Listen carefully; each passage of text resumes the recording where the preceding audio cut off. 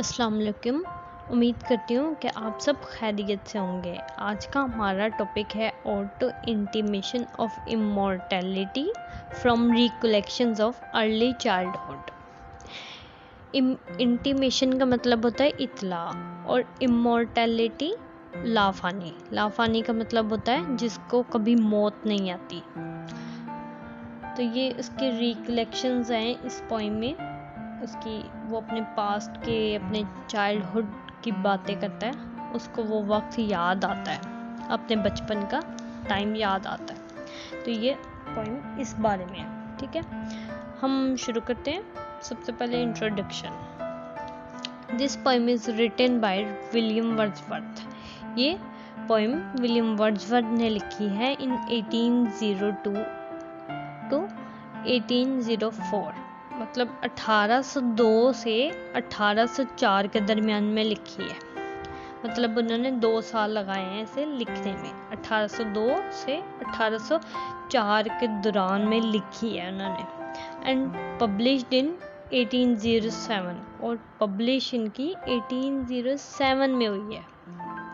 This poem is from recollections of early childhood. ये जो poem है ये रिकलेक्शंस ऑफ अर्ली चाइल्डहुड है कि उनके बचपन की वो यादें ताज़ा कर रहे हैं। विलियम वर्ड्सवर्थ बोर्न इन 1770 में वो पैदा हुए एंड डाइड इन 1850। 1850 में वो उनकी डेथ हो गई। आगे हम समरी की बात कर लेते हैं। The loss of his youth and the deeper connection he used to natural world। इसमें समरी में वो कहता है कि ये जो पोइम है ये शुरू होती है कि स्पीकर मातम कर रहा है। The loss of his youth, अपनी जवानी के ख़त्म होने का, कि मतलब उसकी जो जवानी है वो गुजर गई है, वो इस बात का मातम कर रहा है। And the deeper connection he used to natural world, और जो उसका वो एक तो इस बात का मातम कर रहा है कि उसकी जवानी गुजर चुकी है, और वो दूसरा इस बात का मातम कर रहा है कि उसका जो गहरा ताल्लुक था नेचुरल वर्ल्ड से, उसका मातम कर रहा है। क्योंकि जब उसकी जवानी ख़त्म होगी, अब वो मौत की तरफ आ गया है, तो उसके पास अब टाइम कम है। वो समझता है कि मेरे पास सब टाइम कम रह गया, और मैं जो नेचर के साथ, नेचुरल वर्ल्ड के साथ जो मेरा ताल्लुक़ था वो तकरीबन मेरे पास बहुत कम टाइम है। He tries to touch emotions of past but is unable।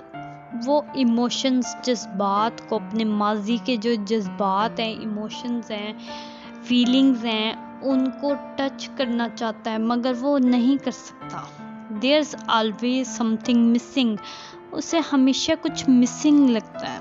The speaker declares, speaker ऐलान करता है that we come from a world, कि हम एक दुनिया से आए हैं, that is more heavenly, जो कि बहुत ज़्यादा आसमानी है, than earth, ज़मीन से।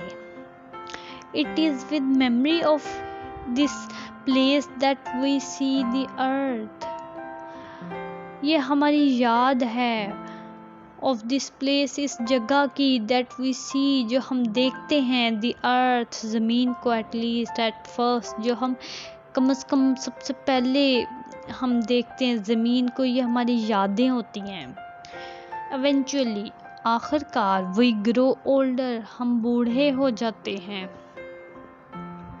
Forget, भूल जाते हैं, these experiences, इन तजर्बात को, and are taken in by earth itself, और ख़ुद ज़मीन की तरफ से ले जाया जाता है।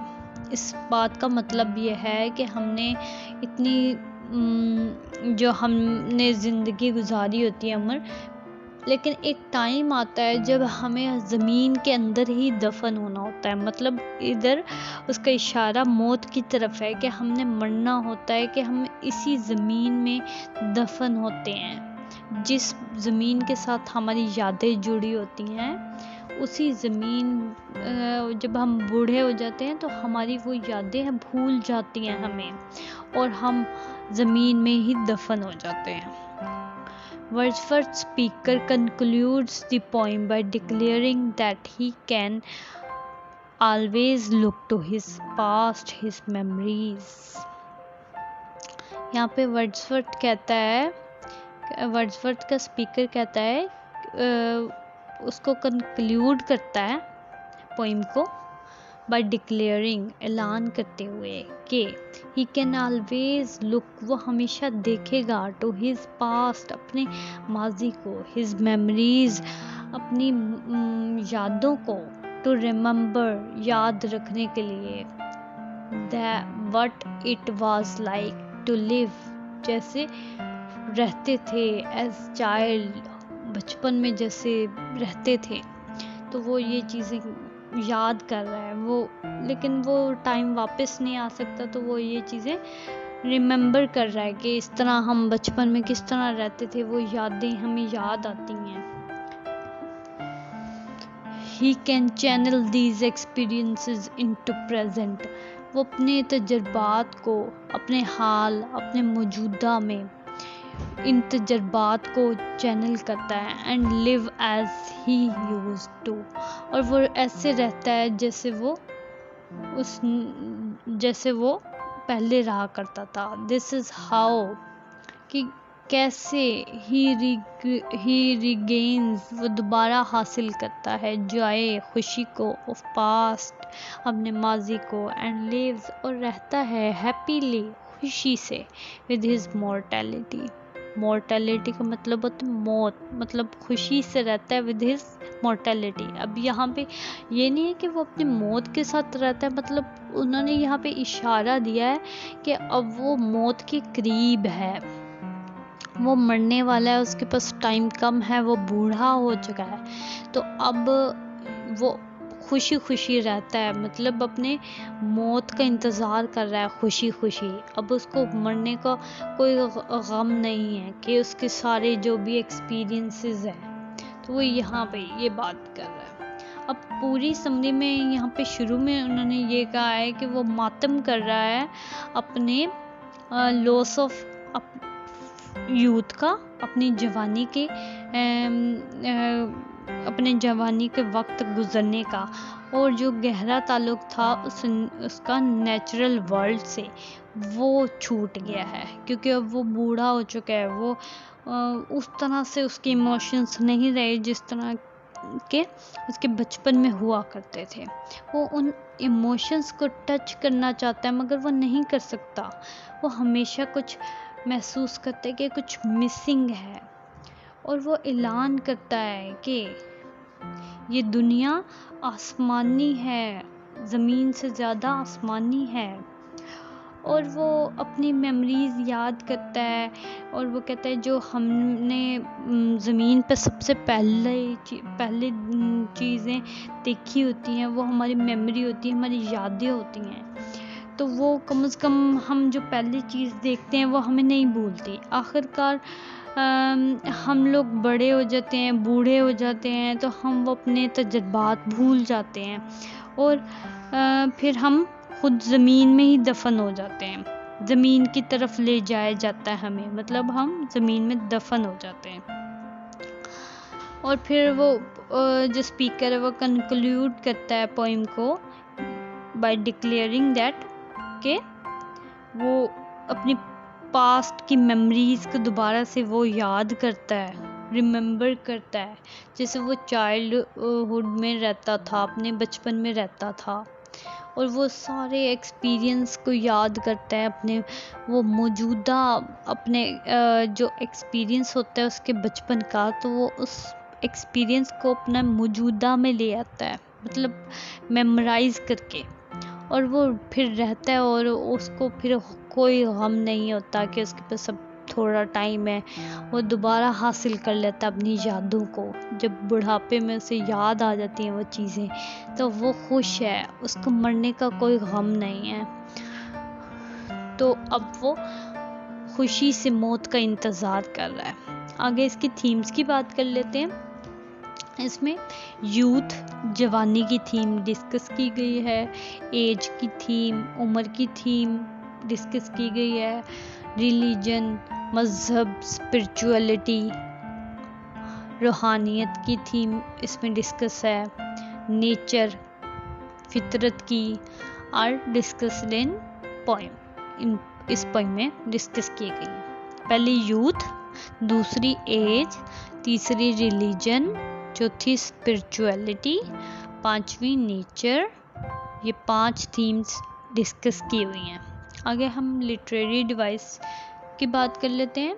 इसमें एलिट्रेशन, कौसरा, metaphor, personification, anaphora, enjambment are included in the poem. Assonance, assonance इसमें आई की साउंड है जो कि यूज हुआ है इस सेंटेंस में। इन years that bring the philosophic mind, इस लाइन में जो आई की वॉइस है वो एसोनेंस है। आगे आ जाता है एनाफोरा, थैंक्स टू, इसमें ये सेंटेंस में यूज हुआ थैंक्स टू, ये एनाफोरा है। आगे आता है इमेजरी, इसमें इमेजरी जो डिस्कस हुआ है वो ग्लोरी ऑफ फ्लावर है एक सेंटेंस में, और फिर है the rainbow comes and goes, एक ये इमेजरी है। आगे कंक्लूजन, वर्ड्सवर्थ का स्पीकर जो है वो कंक्लूड कर देता है इन चीज़ों को, तो कंक्लूजन एंड पे आता है।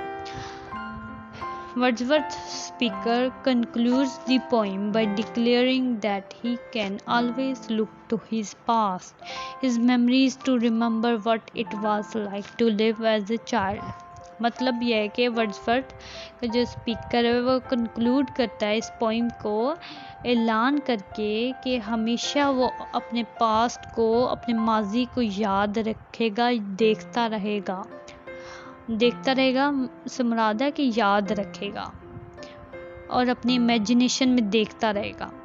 हिज मेमोरीज, अपनी यादों को, to remember what it was like to live as child, जैसे वो बचपन में जिया करता था वो ज़िंदगी, वो उसी तरह से वो चीज़ें याद करेगा और कभी भी अपने माजी को भूलेगा नहीं।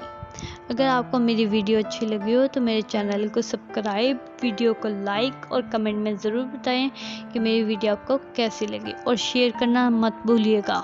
Thank you.